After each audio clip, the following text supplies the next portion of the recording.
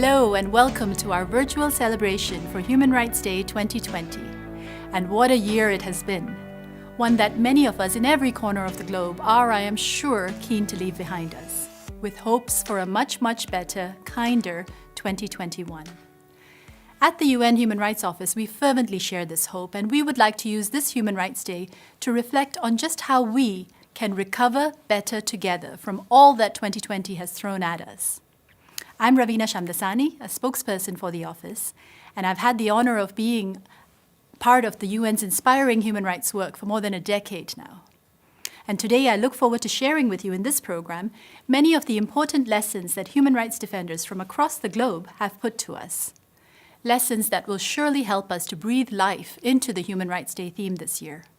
Recover better, stand up for human rights. Now, what does better look like? What kind of action can take us there? How do we learn from the mistakes of the past so that we are not doomed to repeat them? Today you will be able to see and hear stories of inspiration and action, and perhaps there will be a lesson from one particular story that can then be transposed to your own community. You will hear from experts like the World Health Organization's Director General, Dr. Tedros Ghebreyesus, on what better looks like in terms of the right to health. Artist, activist, and UN Ambassador FOREST WHITAKER will tell us how promoting sustainable development can help us all to recover better and to leave no one behind. Award-winning musical composer Max Richter and award-winning filmmaker YULIA MAHR will bring you a stirring performance based on the ideals of the Universal Declaration of Human Rights, which was born on this day 72 years ago. And we will bring you an interview with one extraordinary woman who has lived, served, and led through many crises, our High Commissioner for Human Rights, Michelle Bachelet. She will be answering questions, including some sent by you, at the end of this show. So please stay tuned and happy Human Rights Day. Throughout the COVID-19 pandemic, World Health Organization's Director General, Dr. Tedros Adhanom Ghebreyesus, has been calling for unity and solidarity to fight the virus. The pandemic has laid bare just how weak public health systems are in many nations, low-income, middle-income, and high-income countries. To recover better, Dr. Tedros says this must change. The right to health is a fundamental human right, and governments worldwide have an obligation to guarantee access to adequate health care for those within their territories. Here's Dr. Tedros' message to us this Human Rights Day on recovering better.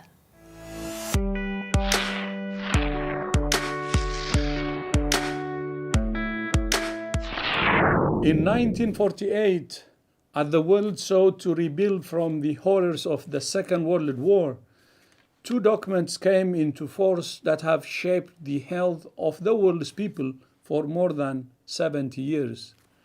One was the Universal Declaration of Human Rights. The other was the Constitution of the World Health Organization. Both affirm that health is a fundamental human right, not a privilege for those who can afford it. This year's theme for International Human Rights Day is Recover Better, Stand Up for Human Rights. It's a reminder that human rights, including the right to health, must be at the heart of our response to COVID-19, the global recovery, and our efforts to accelerate progress towards the Sustainable Development Goals. We need to think not only about the most effective ways to recover from the devastating impacts of this pandemic, but to do so with strategies designed to build more equal, inclusive, and equitable societies. COVID-19 is a global crisis, and the tools to defeat it must be shared equitably with all nations as global public goods, not private commodities that become another reason some people are left behind. WHO stands with the UN Secretary General's call to action on human rights. This is a time for strengthened multilateralism and global solidarity, with the dignity of all people as our guiding principle.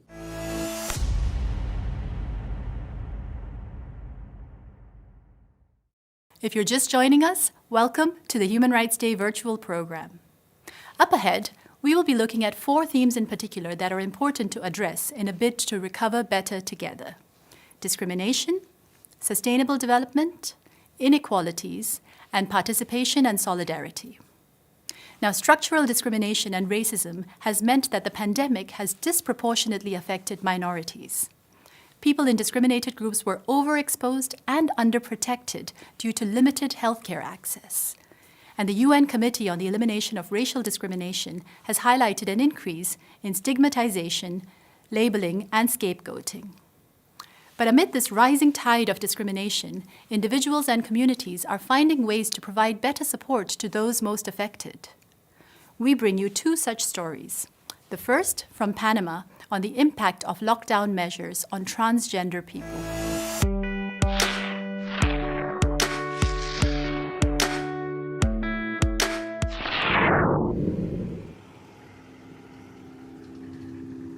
Primero de abril, el gobierno panameño puso una medida de salida de cuarentena binaria, en donde decidieron que basado en el sexo en la cédula y el último número de la cédula era la hora que una persona pudiera salir a poder hacer sus compras de comida. Personas trans, tanto hombres trans como mujeres trans como personas no binarias, fueron discriminadas, detenidas, multadas, incluso se les denegó el acceso a servicios básicos. Fue momentos muy difíciles para nosotras, incluyéndome para mí, porque me sentía la verdad mal. A veces no sabía ni qué hacer, si tenía que salir o no. Si salgo en el Día de los Hombres, aún me cuestionaban, me discriminaban. Y peor si salía el Día de las Mujeres. Y a mí me dolió tanto. Hasta a mí no me dejaron entrar al súper para poder comprar alimentos secos. No me permitieron, me humillaron. Iba con mi hermanita y me dijeron: tú no eres mujer, eres hombre, tienes que ir. Y en ese momento de preocupación estábamos hablando los miembros de Fundación Iguales y Hombres Trans y llegamos a la conclusión de que tenía que haber personas cisgénero o personas no trans que estuvieran dispuestas a ayudar. Y así fue como nace la idea de la red solidaria, como un formulario para conectar a la persona que quería ayudar con la persona trans que no podía salir de su casa. Cuando inicia todo esto de la pandemia, que empieza todo esto del confinamiento, me pregunto como psicóloga qué puedo hacer para apoyar. Contacto a Pau González y empezamos a pensar cuáles son aquellos espacios que podemos generar para el bienestar. Definitivamente, esta crisis de confinamiento nos afecta a todos como seres humanos y es a través de la red solidaria cuando unimos fuerzas y nos damos cuenta de lo importante de salir juntos adelante de esta situación. Con la medida binaria de cuarentena, pues Panamá fue el único país en el mundo que mantuvo esta medida, que por cierto no hay ninguna evidencia científica que la medida haya hecho que los casos se hubieran disminuido. Actualmente no existe ni una sola ley que contemple a las personas LGBT. Entonces partimos ya desde una desigualdad existente en donde con la pandemia se resaltó muchísimo más. La red constituye una plataforma de solidaridad única para reconstruir mejor los derechos y las vidas de las personas. Y no solamente hablamos de derechos fundamentales como puede ser la salud, sino sobre todo constituye un ejemplo de solidaridad hacia las personas que tradicionalmente han estado excluidas y también discriminadas. Fue como una bendición muy grande para las compañeras y en general para la población trans, porque desde que la Fundación Iguales y Hombres Trans crearon esa red solidaria para personas trans, nos tomaron en cuenta porque saben que hay una población trans indígena. Hay una luz, hay personas que quieren ayudar y conocer de nuestra lucha y de nuestras opresiones para darnos la mano y acompañarnos en este camino.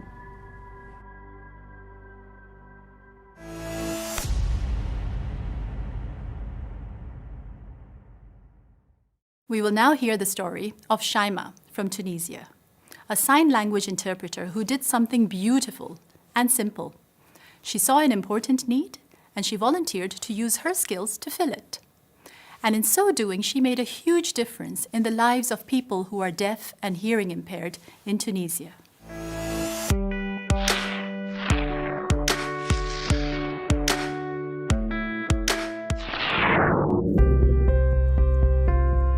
تخدم في خدمة المترجم تخدم في خدمة الطبيب، تخدم في خدمة الشرشور، تخدم في خدمة الصحافي، خاطر لازمك تجيب معلومة صحيحة في وقتها وتكون المعلومة بغافي كونسيز، معناها ما لازمكش تعطي معلومة غلطة.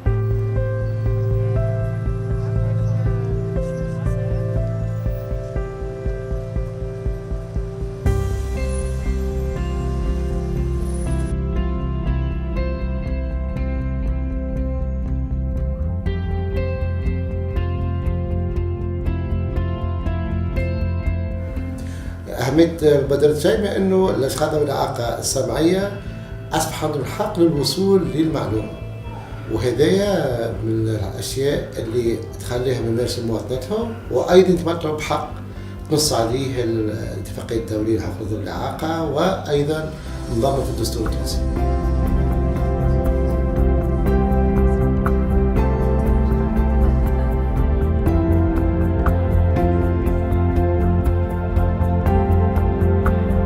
المشكل سورتو كيف وقت اللي بدينا نلبسوا في الماسك، معناها انه مع الماسك ما كانش فما، ما نجمش نقراو على الشفايف، معناها الكوميونيكاسيون ولات صعيبه، ما نجموش نمسوا، ما نجموش نقربوا مع عند العباد. قبل على الاقل كان عندنا الميميك، كان عندنا الوجه، كنا نجموا نقراو. افيك لو بور دو ماسك توا صعيبه معناها المساله. في الخدمه زاد قبل كيف كنا كما قلنا كنا قبل مع البور دو ماسك اوبليغاتوار عند الناس الكل. بريود الكونفينمون في الدار ولانيه بالكل لي زونتوندون كانوا يحكيوا في التليفون، كان ينجم يسال بسيكولوج، كان ينجم. اما بالنسبه للاصم اون ايتي ليفغي نو ميم سورتو في صحتنا النفسيه، معناها كان يكون فما مشاكل مع العائله مع كل شيء، ما كانش فما حتى حد اللي ينجم يتلهي لنا بصحتنا النفسيه.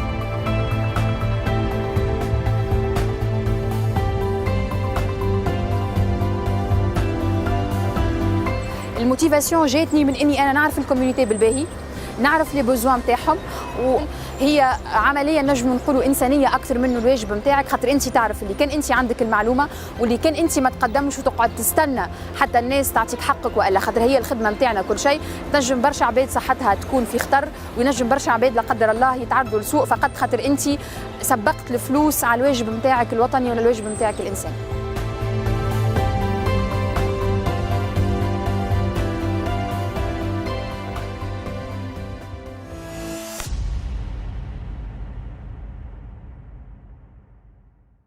Welcome back.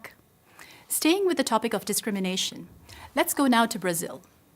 I spoke earlier to LEONARDO SAKAMOTO, a journalist and an activist who has campaigned on the anti-slavery and slave labor cause for decades.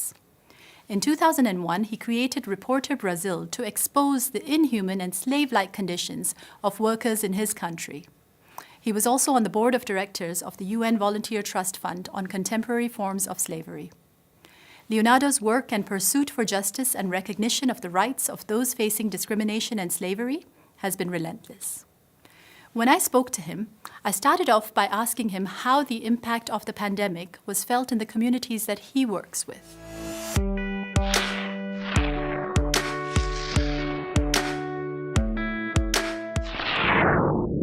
Billions of workers have been affected worldwide, but the pandemic has been especially violent with the most vulnerable sections of the population. COVID has hit hard on those in the informal economy who therefore do not have the protections provided for labor legislation, for example. Domestic workers, migrants are particularly hard hit.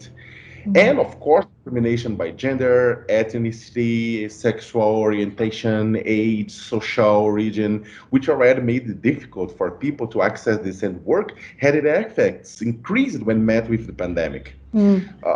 Coronavirus did not create our prejudice, but enhanced them. I remember one story. João Pedro was a 14-year-old black boy, living in Rio de Janeiro. On May 18th of this year, he was playing with his cousins when the house was invaded by police in the Rio de Janeiro. He was killed by a rifle shot that pierced his body from stomach to the shoulder. Community leaders counted 72 bullet holes in the house of João Pedro. And of course, that João Pedro is one of the many Brazilian George Floyds and like people that are shot by the police, by the state violence. But it's also important to remember that many people experience a pandemic like a slaughter on daily basis, even without the virus. in genocides that are going on around the planet. Probably the pandemic helped us to feel empathy with the other, and to be possible to, after that, look for a better world for everyone. Yes. The problem is that COVID did not invent racism, did not invent discrimination, did not invent slave labor, did not invent extreme poverty, but show it that these problems are too big to be hidden. How, in the aftermath of this pandemic, aftermath is a very hopeful thought of this pandemic, do you see us recovering better together when it comes to fighting slavery and discrimination? Governments now have to deepen policies in order to improve conditions for minorities and take advantage of learning in this moment. These include not only professional education and access to the labor market, but also ensures health, safety in order to address the shameful difference in the opportunities related to the skin of color, for example. The problem is that many government officials think that injustice is not the discrimination, but the affirmative action. And they defend meritocracy as if it was possible to talk about it in a society in which people have totally different conditions at the start point of their personal journey, which often helps define that will happen through their entire existence. What is happening now shows the path that we need to do.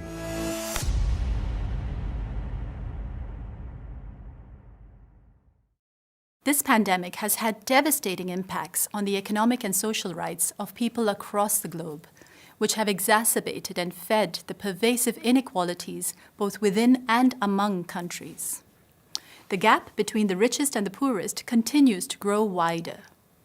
Now, the World Bank estimates that the pandemic will push another 176 million people into poverty. And on the other hand of the spectrum, a study by the World Inequality Lab of the Paris School of Economics noted that the world's wealthiest people increased their wealth by 25% during the pandemic. Such gross and growing inequalities have to be tackled at the national and international level as a matter of urgency. But there's always something that each of us can do, in small ways and big, to help lift those of us who are the most vulnerable and to advocate for the protection of their rights. This next story from Senegal shows just how we can work together to recover better and stand up for human rights.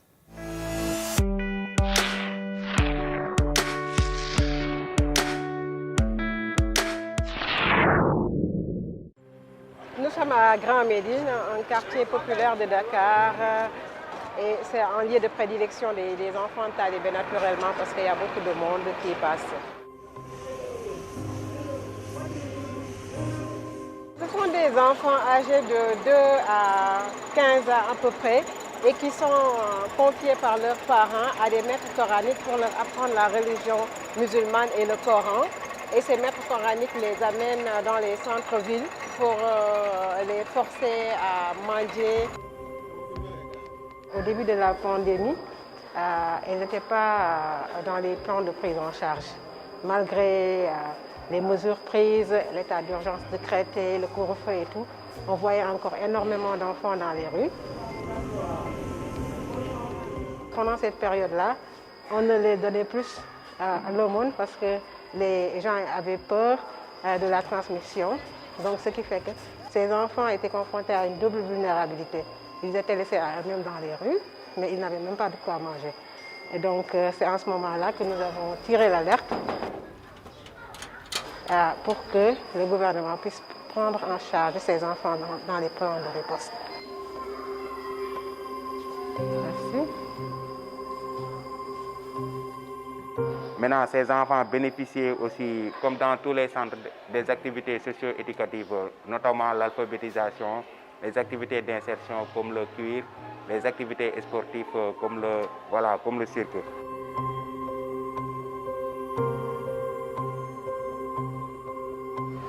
Cela a permis une meilleure prise en charge des enfants-là qui transitaient dans ces centres pour rentrer dans leur famille. Amadou Diaw.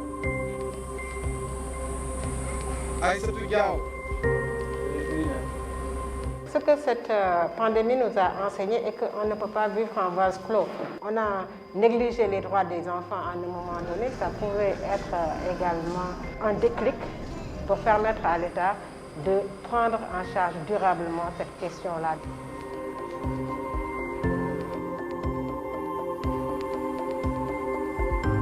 Cela nous rappelle encore une fois que l'inclusion est très importante pour l'accès aux droits et pour un développement durable.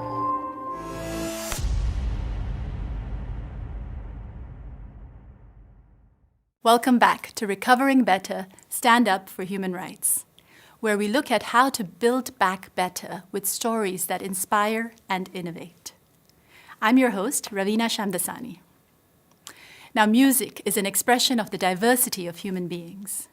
Music can bring us all together from every culture and tradition and speak to all of us and remind us in these difficult circumstances of our common humanity. It is in this spirit that award-winning musician and composer Max Richter created Voices, a musical project based on the Universal Declaration of Human Rights. Along with BAFTA award-winning filmmaker Yulia MAHR, the team have created music and film to convey the uplifting vision of a better, fairer world set out by the Universal Declaration. Here, Max and Yulia introduce the video All Human Beings that's based on the first article of the Declaration, which states that all human beings are born free and equal in dignity and in rights. Enjoy.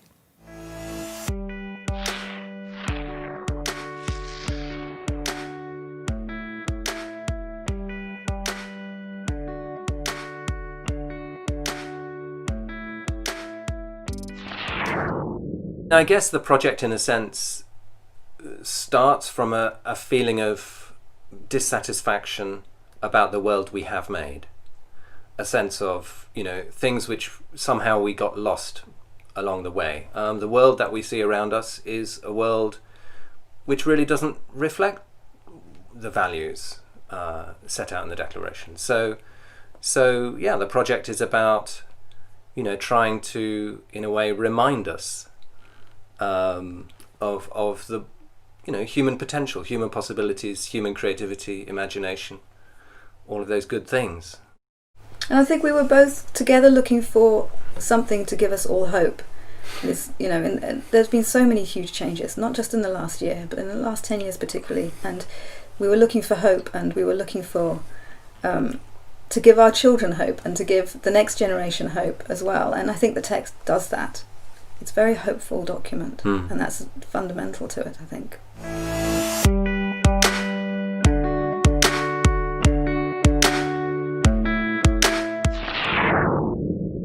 It's a wonderful occasion to, first of all, celebrate human rights, to remind ourselves of them, to talk of them, and to spread the message widely. Voices is all about the text of the Declaration. That's the sort of alpha and omega of that whole piece. It's only there because of that text.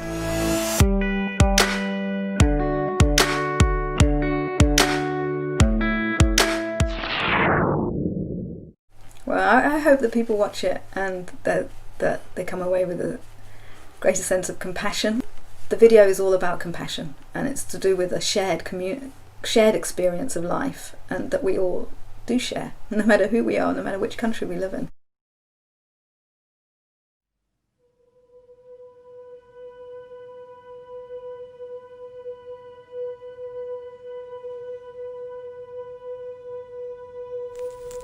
I'm going to read you the Universal Declaration of Human Rights. The preamble. Whereas recognition of the inherent dignity and of the equal and inalienable rights of all members of the human family is the foundation of freedom, justice, and peace in the world. Now, therefore, the General Assembly proclaims this Universal Declaration of Human Rights as a common standard of achievement for all peoples and all nations, to the end that every individual and every organ of society, keeping this declaration constantly in mind, shall strive by teaching and education to promote respect for these rights and freedoms, and by progressive measures, national and international, to secure their universal and effective recognition and observance. Article 1. All human beings are born free and equal in dignity. All human beings are born free and equal in dignity and rights. They are endowed with reason and conscience and should act towards one another in a spirit of community. Everyone is entitled to all the rights and freedoms set forth in this declaration, without distinction of any kind, such as race, color, sex, language, religion, political or other opinion, national or social origin, property, birth, or other status. Furthermore, no distinction shall be made on the basis of the country to which a person belongs.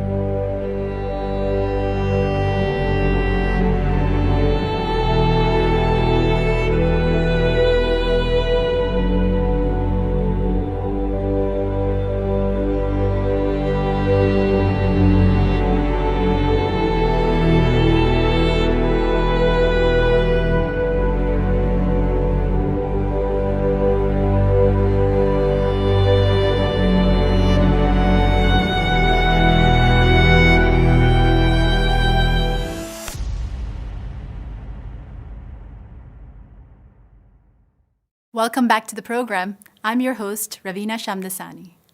In the days leading up to Human Rights Day, we've been challenging you out there to show your support for recovering better and standing up for human rights. Our social media challenge was launched on 1 December by the High Commissioner, Michelle Bachelet, where she challenged others to show their support for human rights. The challenge is an easy way to show your support. Why don't you have a go right now? All you need to do is take a photo of yourself holding up a sign that says, "Recover Better, Stand Up for Human Rights." Post it on your social media account with the hashtags Stand Up for Human Rights and Recover Better.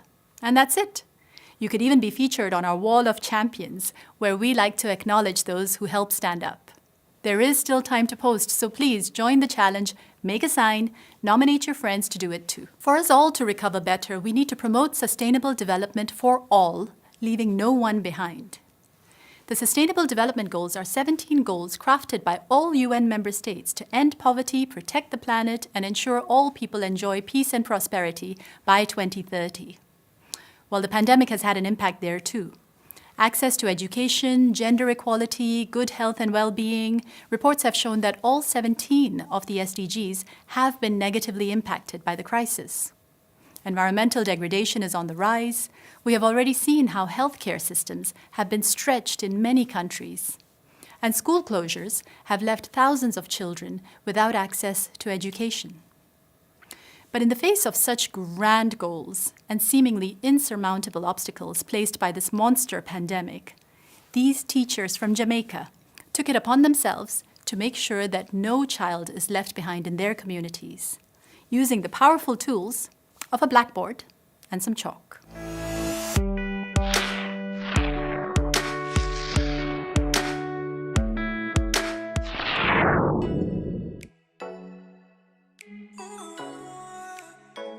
One day I was just around the back of my yard doing some chores and I heard a lot of noise. And I went to my gate to look to see what it was, and I saw children running up and down wild, a lot of kids, some riding bicycles, others playing different games. And I was like, wow, and this was school time. I know that if it wasn't the COVID, they would have been in class. So as a teacher, I took responsibility. I felt responsible because I was like, because we're not able to be with them, they're out there doing that. And I felt sad. And I knew that I had to do something about it. Then the thought came to me, paint blackboards in this community, put up the work at a designated spot and let parents know. So everybody can just come and access it. Take their phone, take a picture, and take it back inside their home for their children. And that's what I did. Early every morning, Mrs. McCoy Phipps and her assistants go to different communities where they religiously write the day's lesson on the community blackboard.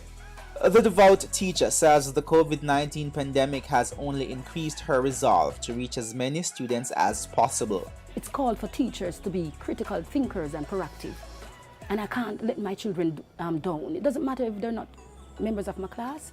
I just know definitely that I am responsible for the nation's children, so I'll have to do something about it. Behind every zinc fence and board lies a lot of children with great potential and ability. A project like this is important because it represents a community response to a community-based problem that has nationwide implications. And she's impacting hundreds of children with this simple idea. Education is a human right.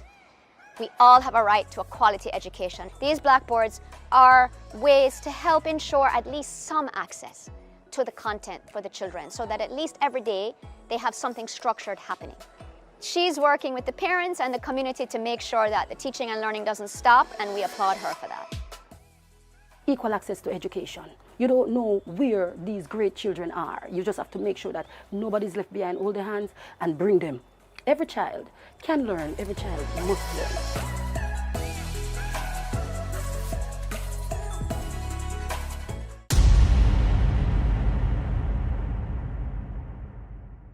What a creative, beautiful way to keep the lessons going for children with little or no access to the internet. But also an important reminder that the digital divide needs to be bridged. All children should have access to education. We'd like to thank our colleagues at UNICEF for bringing us this story. For our next story, we go to Thailand, where a vast team of government-sponsored health volunteers were mobilized during the pandemic. These volunteers are well respected in the villages where they work, and they're mainly female.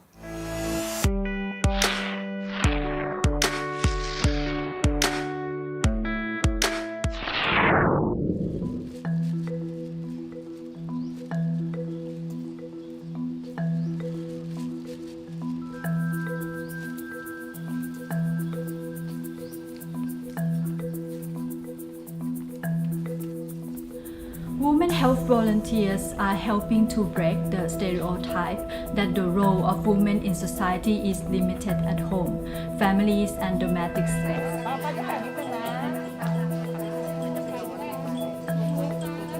But it is quite obvious that the health volunteer sector is dominated by women.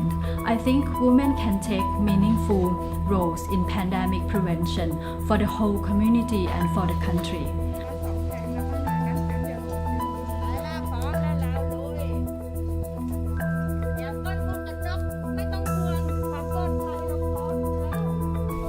เราก็ยอมเสียสละโดยการว่าออกไปตรวจสุขภาพที่บ้านเอาผลของคนไข้เนี่ยเอามาให้หมอเพื่อหมอเนี่ยจะได้จ่ายยาแล้วเราก็เอายาเนี่ยไปให้ที่บ้าน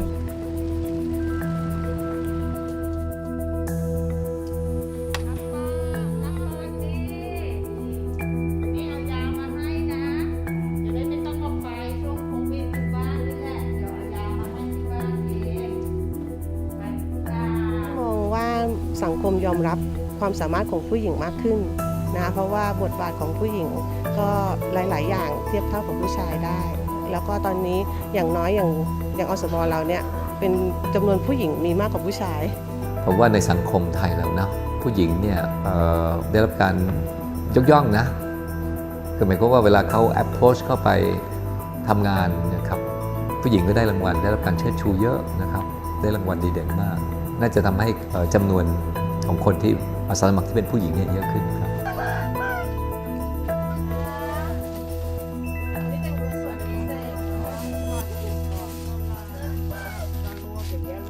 เป็นเหมือนกับเป็นผู้ช่วยโรงพยาบาลอีกทีนึงเพราะว่าโรงพยาบาลเนี่ยเจ้าหน้าที่น้อยแล้วก็คนป่วยเยอะ อย่างน้อยเนี่ยในชุมชนเนี่ยเราก็ได้แบ่งเบาภาระหน้าที่ของเขาได้บางอย่างในหน้าที่ที่เราสามารถทำได้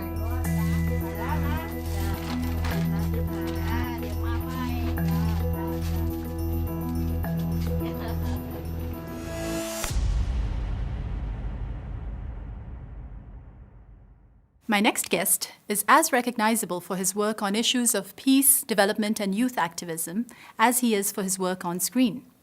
FOREST WHITAKER is an artist, known for such iconic roles as Idi Amin in The Last King of Scotland. He's also UNESCO's Special Envoy for Peace and Reconciliation. As the founder of the Whitaker Peace and Development Initiative, he creates programs to foster peace and reconciliation in fragile communities. He's also a UN Sustainable Development Goals champion.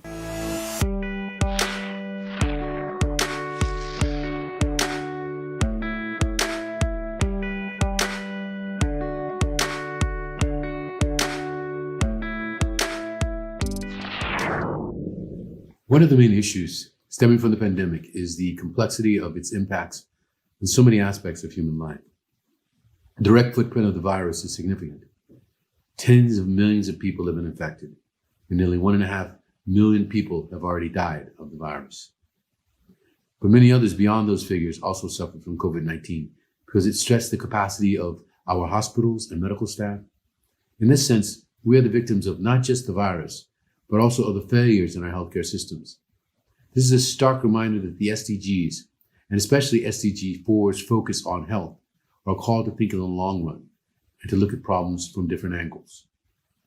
We are facing the same shortcomings when it comes to other impacts of the virus, such as the economic crisis and the subsequent rise in poverty and inequality. The impact on education will also be felt for years if we fail to level the inequalities of access to education that the virus has revealed and amplified. In this regard, I also think that we must pay particular attention to the fates of youth. While the victims of the disease have suffered the most, the young women and men of the world are probably the group with the next greatest impact, as they have lost major elements of their education, their job opportunities, and have faced major challenges in their personal and emotional development as well. They are a largely invisible victim of COVID-19. We collectively need to make an extra effort to reach out to young people and to listen to what they have to say about the whole situation. The bottom line of the SDGs is that no one should be left behind, and this includes youth.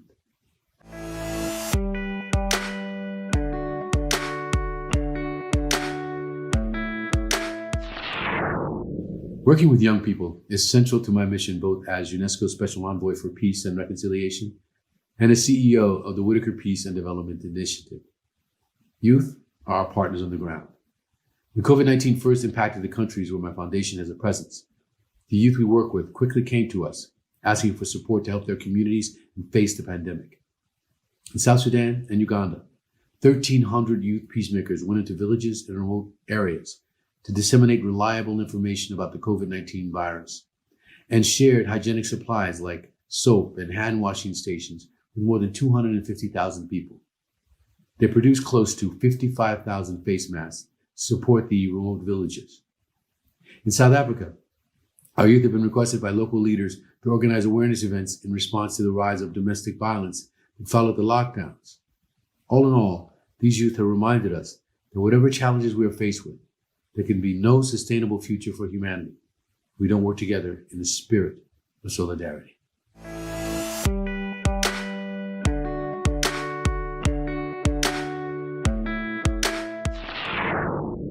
To build back better means that you need to develop and showcase resilience.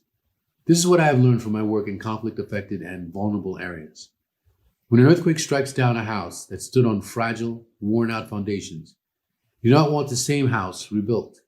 You want a house that can better withstand the tremors. You want it to be resilient. In my view, the transformative element of the 2030 Agenda points to this notion of resilience. When you aim for resilience, you cannot be satisfied with doing the same thing time and again.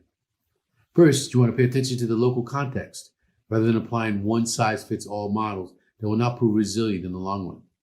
This means that you must listen to the voices of local people, make them a part of the solution.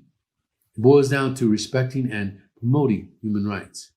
If we intend to build back better after COVID-19, We must be in tune with people's rights, needs, and aspirations.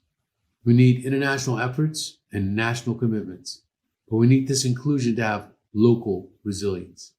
In order for solutions to challenges like poverty, hunger, universal education, gender equality, youth empowerment, and lasting peace to be solved sustainably, the beneficiaries must want to adhere to them. Inclusion and resilience are how our shared humanity will be able to build back better.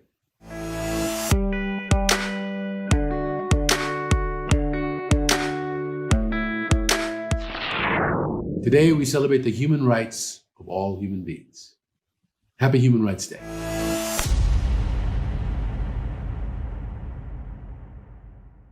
You're watching Recover Better, Stand Up for Human Rights, a Human Rights Day event.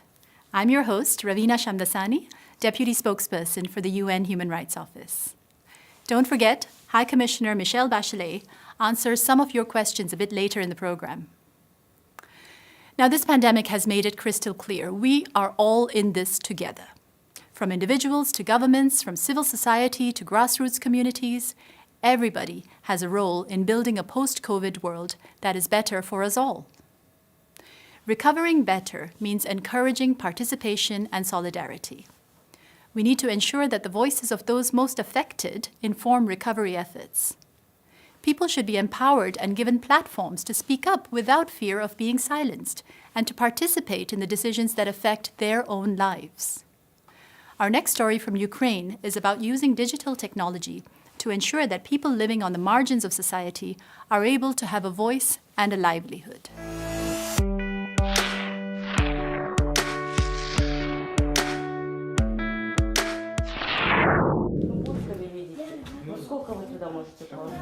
В селі дуже важко, роботи немає і не так легко устроїтися навіть на роботу. Вони бачать, що Роман, все, бояться люди. Інколи буває таке, що навіть соціальну допомогу нам не хочуть оформлювати. Вони на тебе викрикують, понаражали цих дітей, ви їх годуйте.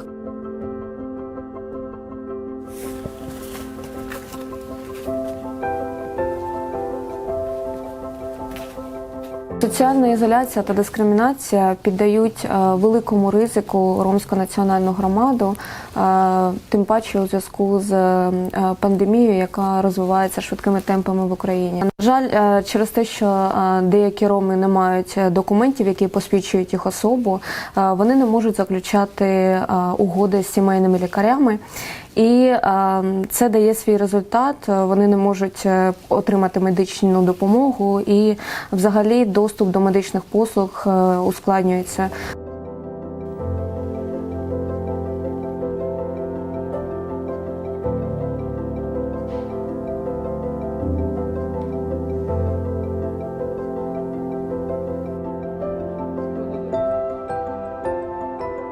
В нас в планах є реалізація такої ініціативи, як робота з підприємцями серед ромів. Це будуть, власне, я вважаю, що це мають бути малі підприємці, які зазнали збитків під час цього періоду.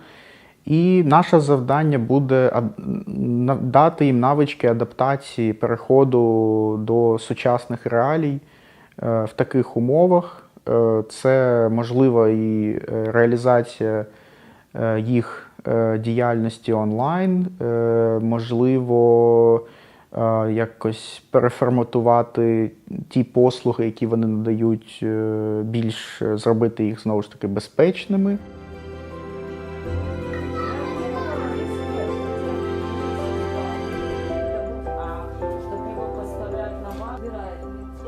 Ми б хотіли, щоб суспільство в Україні сприймало різноманіття як цінність, а не як проблему.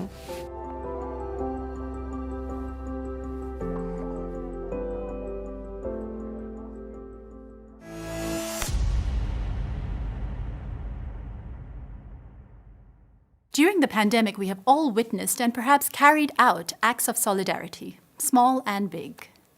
Globally, we've heard many political leaders pledge solidarity, but one human rights defender takes exception to the abuse of the word solidarity.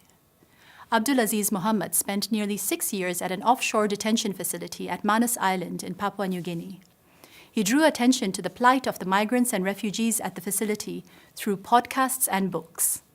He is a Martin Ennals Award winner, and he's now based in Geneva, Switzerland.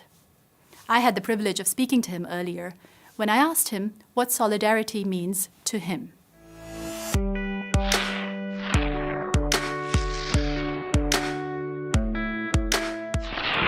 We need to be sure that this solidarity will include every human being on this earth. So this is the real solidarity. And also we need to practice the measure that will help us to implement the solidarity, which means that I need to knock the door of my neighbors. I need to make sure that the sick people who are the vulnerable people really facing this risk that need help. But what we are seeing today, it's a completely an opposite solidarity that mixed up with the nationalism, which means that solidarity has created a nationalism. And nationalism has created what? Has forced the world leaders to close their borders and to keep their own people, which means that each and every one of the world leaders today is calling for, a solidarity among his own people, among the territory of its own people. You've talked about how the pandemic has really brought to the surface and deepened a lot of the vulnerabilities and issues that already existed. So how can we use this to really recover better together? Our role is to stand up and make sure that, whether you are refugees and migrants or citizens of the world, you share one thing in common, which is humanity, and which is an open arms and sharing the responsibility among ourselves, and also make sure that each and every one of us will have any space to isolate himself, and also to practice the measure that's been put out by the world government, such as the organizations, such as the distance. Yeah. And your entitlement to the full gamut of human rights. It sounds like such a simple message to just recognize that we are all human beings. But your experience, Aziz, has shown that this is not the case. For a very long time on Manus Island, you were known as QNK002, a number which symbolically means so much about recognition of the basic condition of being human. How do you see us bringing back this humanity? How do you see again, being able to recover better together? We all do have the powers. And if we don't practice our roles and if we don't use our power, when I say power, let people not, mistakenly understand this that as destroying things. No, your voice is your power. Your voice is your power. And to empower you more is the human rights. You can use the human right mechanism plus your voice. People could hear you no matter where you are. I was on Manus in a place where in the middle of, in the end of the world. Closed down in the middle of the ocean. No one's even know where I am. But people is still able to listen to my voice. People able to listen to my stories, going through the podcast, reading the books that we wrote, and all of this. This is the power. And I believe that all of us, we have it.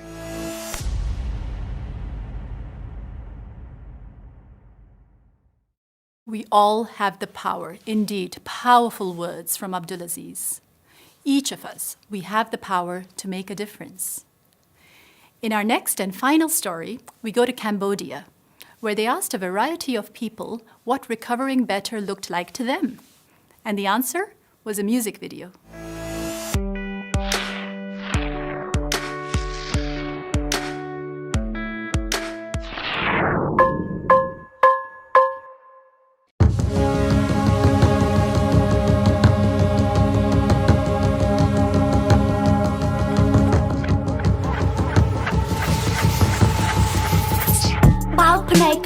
Trong đáy háo dương chiến trường từ mục từ tuônខ្លួនឯងដល់ទំនុកចិត្តបន្តក្តីស្រមៃដើម្បីបានសម្រេចគោលដៅរបស់យើងឧបសគ្គបណ្ណាក៏យើងមិនខ្លាចតាំងចំហឲ្យមមខ្លាអានងអាញវាជាសិទ្ធិរបស់ខ្ញុំក្នុងការបង្កើនវាជាសិទ្ធិរបស់យើងក្នុងការបង្កើន1បង្កើតសង្គមធំទូលំទូលាយ2បង្កើតពិភពលោកពោពេញទៅដោយសមភាព3បង្កើតសហគមន៍ប្រ តែដោយសន្តិភាពនិងសាមគ្គីភាពក្រោកឈរឡើងក៏សាមជាមួយគ្នាឡើងវិញឲ្យកាន់តែប្រសើរកាន់តែប្រសើរកាន់តែប្រសើរក៏សាងឡើងវិញកាន់តែប្រសើរវា back her ក៏សាងឡើងវិញវា back her កាន់តែប្រសើរវា back her ក៏សាងឡើងវិញវា back her កាន់តែប្រសើរវា back her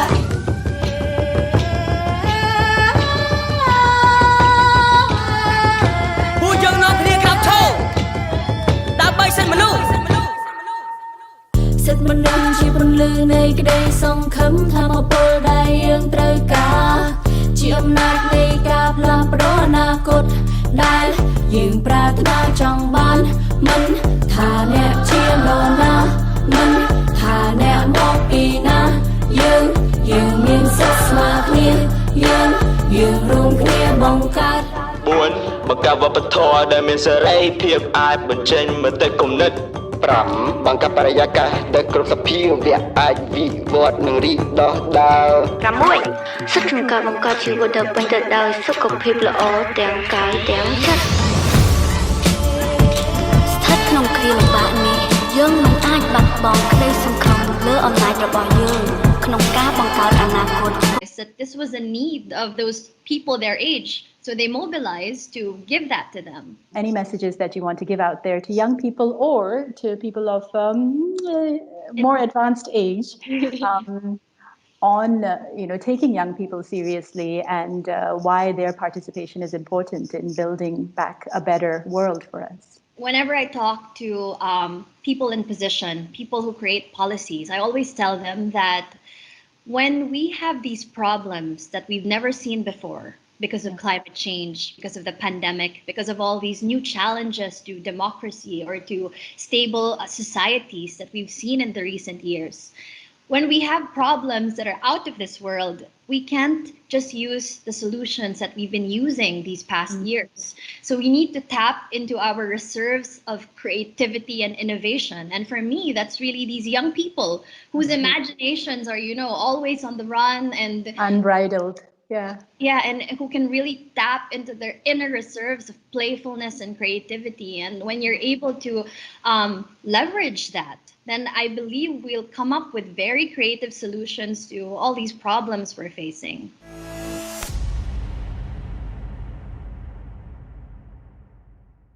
So true what Arisa said. Facing new challenges and problems, we can't just turn to the same tired old so-called solutions that have been used all these years. We need to tap into the creativity and playfulness of our young people.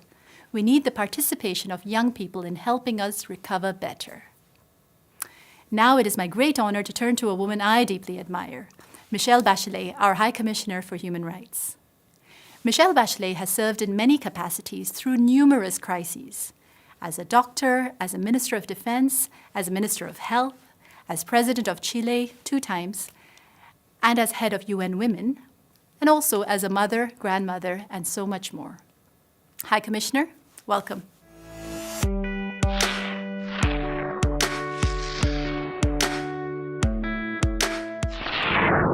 High Commissioner, this year has, of course, been dominated by a public health emergency, the pandemic.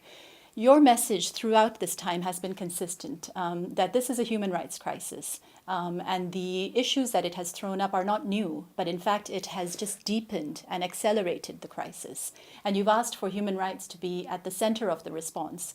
Why do human rights have to be at the center of a response to a public health emergency? Even though the pandemic of COVID-19, it is a public health crisis. On one hand, it has laid bare all the inequalities that exist in our world between countries and inside countries. The inequalities in terms of access to care, access to health, access to education as well, access to the right to live adequately. The right difficulties on the right to a good housing or clean water or sanitary conditions. So it has laid bare the number of human rights that are not being respected in the world. When we're talking about human rights has to be at the center, it is that we need to ensure those rights for the people. We need to ensure the participation of the people in terms of how they can really make their voices heard and in the moment that decisions are being made. So we need to ensure that people's rights are in the center of their response to the crisis, and in particular onto the recovery as well. How has discrimination kind of deepened during the crisis, and why is it necessary to tackle it in response to this crisis? Well, I think that discrimination exists always, before the crisis. And while I was Minister of Health, many times I heard people telling me how far away the health facilities were, when they went there, how they were sometimes because they were indigenous, how they were treated. So this, and I guess so in many European countries, the same thing could say people from minorities, that they feel that they don't always have access to healthcare. Also, people from the LGBTI community, for example, have little access to the healthcare system. They were, because of the stereotype, the prejudices, and so on. There are older people living with disabilities, women and girls, LGBTI, refugees, migrants, IDPs, well, people in prisons because of their conditions. So indigenous people, of course. So all these people, because if you look at the rates of infection, they might be, widespread. But when you see at the rate of the death toll, you see that it's focused on minorities. And why is that? First, because they have less access to healthcare. Second, because they live in poorer condition, as we were talking, smaller houses, not always with sanitary and water conditions. Third, because they usually work in the more precarious job. Many of them is the so-called essential services, like the cleaning, like the bus drivers, where they are more exposed. Well, also even healthcare workers and teachers. Of course, healthcare workers and teachers, and many of them are also migrants and so on. So I would say we do have an issue of discrimination, racial discrimination, but also ethnic and religious discrimination that is affecting many places, and that means that they are disproportionately affected by the COVID-19. And this disproportionate effect of COVID-19 on minorities, it's across the globe, isn't it? It's not just in the lower income or middle income countries. We're talking about rich countries. We're talking across the spectrum. Yeah, and you see the gap. For example, in the US, the majority of people who have died in terms of the relation with the rate in the population are Afro-Americans and Latinos. In the UK are Afro-Americans, Pakistanis, Bangladeshis. And in both, and in every place, poorest people and the poorest people. And when we talk about inequalities, I mean, the Sustainable Development Goals, which were set by UN member states with, very ambitious goals to be achieved by 2030, we've seen a real setback in the accomplishment of these SDGs, haven't we? How do we get back on track? Well, first of all, I would say when we came to the COVID-19 pandemic, we were already late. Because if we would have been able to be, I would say, more advanced in the Agenda 2030, maybe we will be better prepared, because we have been fighting with many of these issues that we're talking. I mean, people would have had the right to food, ensure the right to water and to a clean environment, etc., etc. So it's crucial that we go back to the Agenda 2030. What are some of these tools that the government can use? Because they also always talk about limited resources, and there's a chronic underinvestment in education and healthcare, for example. I mean, there's always limited resources. Resources are always limited, but the interesting thing of the economy is that you should use it to improve the welfare and the conditions of the people to live better. So the first thing I would have to say is, even with limited resources, the main thing is political will. I mean, if you are clear that you need to do A, B, or C, and you put your money there where it's needed, you will have better and more effective responses. Second, you have to fight corruption.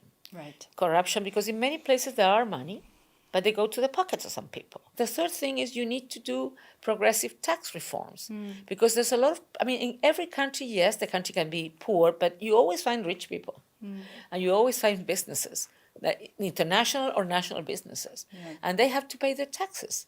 So you have to ensure that the richer pay more taxes than the poorest, and second, fight tax evasion. There's a real misunderstanding of these social security nets in society as well, isn't there? Yes, indeed, because this is about I mean, this is about the possibility of having everyone living in certain minimal, if I may say, decent standards of life. Social protection schemes helps everyone because social protection scheme is not charity. It's about giving the person all the conditions so the person can stand up and continue working by themselves, doing whatever they need to do, with better tools, with better education, with better conditions to contribute to the society, to be a more active part of the society. We're talking a lot about recovering better from this pandemic and really solutions that we can offer to states and that we can offer to individuals. Now, you in your lifetime have seen a lot of crises with all your accumulated youth. You've seen a lot of crises in your personal life as a Minister of Defense, as Minister of Health, as Head of State, as a mother, as a doctor. You've seen people in crisis situations. You've seen your country in crisis situations. Can you give us an example to give us a bit of hope on how, in one of your past encounters with a crisis, you've managed to work to recover better from a crisis? Well, I mean, every crisis produces a lot of pain and grievances, and people get angry because usually they feel that everything is too little and too late. But I will mention one example, but there's many examples because we had volcanoes, floodings, earthquakes, tsunamis, and so on. And one was a massive fire that we had in 6 or 7 regions of the country. And unfortunately, this fire came from different places and surrounded a village.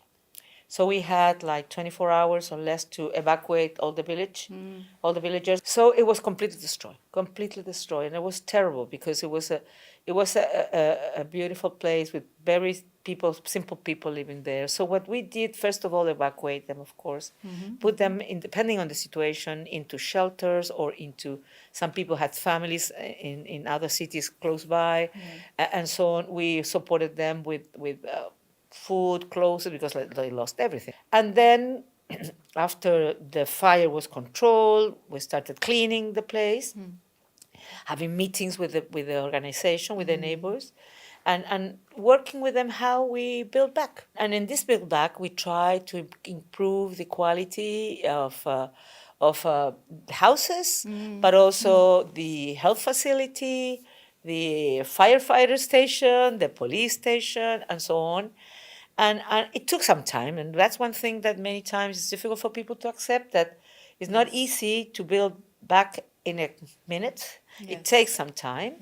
But if you do it with the people that participate of those who are most affected. So this question comes from Suzanne. Hi, Suzanne, who sent it to us via Twitter. Now, Suzanne's question to challenge you, High Commissioner, she's beginning to wonder if anyone actually cares about human rights anymore. Are they just a fantasy? We have been searching for hours for a long time now. If it is easier to dismiss complaints with excuses, why bother having them at all? Well, I think in my daily life, I live with the worst sometimes situations. And of course, there are people who could not care, less on human rights, of course. And there's also people who violate human rights, and they feel it's a right because they are fighting terrorism or they are fighting whatever they feel is something that puts them in risk. But also I've met so many human rights defenders, women's rights defenders, land rights defenders, environmental defenders, that they even put their lives in risk because they want to ensure not only their human rights, but the other people's rights. So I think that in that case, what I would tell Suzanne is to follow the motto of Archbishop Desmond Tutu. He says, "I am a prisoner of hope." I think we need hope. Another one from Twitter. This one's from Michael Joe. Hi, Michael. Got a job? Can I ask that? Sounds like he wants to work with us after everything that we've been saying about how amazing our jobs are. Well, there are jobs, and you can look at it if you fit the profiles in the UN career page.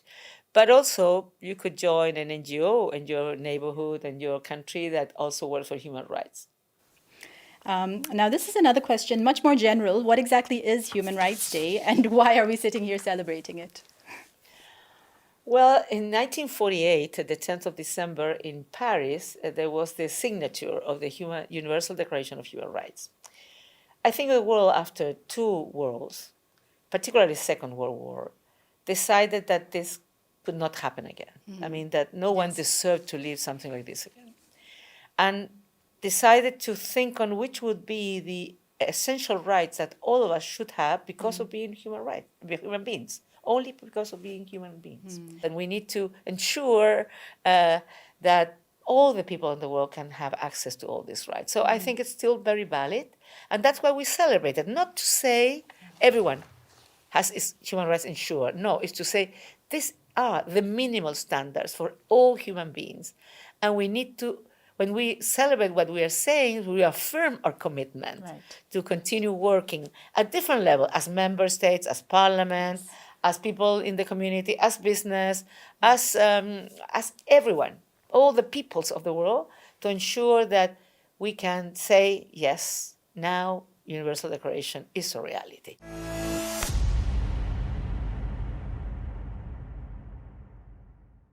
And this brings us to the end of our show. We would like to thank the experts, Dr. Tedros from WHO, Leonardo Sakamoto, Arisa Nokum, ABDUL AZIZ MUHAMAT, and FOREST WHITAKER for taking the time to give their views on how we can recover better. We would also like to pay a tribute to those whose stories we saw today.